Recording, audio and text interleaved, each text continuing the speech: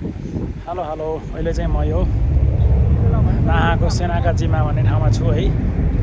यतापट्टि माथि देख्नुभयो भने यतापट्टि एयरपोर्ट रहेको छ अनि यता हामी साथीहरूसँग यसरी आएको छौँ।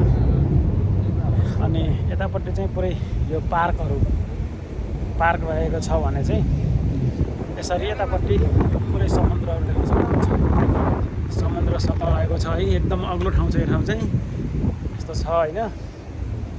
यहाँबाट चाहिँ तपाईको एयरपोर्ट नजिक भएको कारणले गर्दाखेरि एकदमै नजिकबाट निहाल्न सकिन्छ यो ठाउँमा चाहिँ।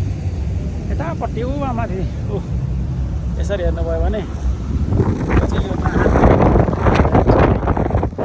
अलिकति अग्लो ठाउँ भएको कारणले गर्दाखेरि चाहिँ एकदमै हावाको वेग चाहिँ एकदम तीव्र रहेको छ होइन। अनि यसरी चाहिँ यसरी हेर्नुभयो भने यो पुरो यो नाहाको सिटी अनि यहाँ तलपट्टि चाहिँ पार्किङ रहेको छ है। यस्तो रहेको छ यो ठाउँ चाहिँ होइन।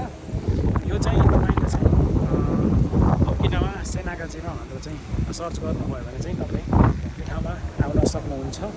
अनि यसरी यो ठाउँमा आएर यहाँ बस्ने ठाउँहरू छ। अनि यहाँबाट चाहिँ यता माथिबाट चाहिँ प्लेनहरू आइरहेको हुन्छ। अनि तपाईँको यसरी आएर यसरी त्यो उहाँ गएर उहाँ पारिरहेको सक्नुहुन्छ। उहाँ गएर चाहिँ प्लेन ल्यान्डिङ हुन्छ। यो चाहिँ ओकिनावाकै सबैभन्दा ठुलो एयरपोर्ट नाहा एयरपोर्ट भनेर नि भन्न सक्नुहुन्छ होइन। नाहाको एउटा समुद्रको किनारमा रहेको एयरपोर्ट हो यो ठाउँ चाहिँ। यतापट्टि उता हाम्रो साथीहरू हुनुहुन्छ उतापट्टि यस्तो रहेको छ है त।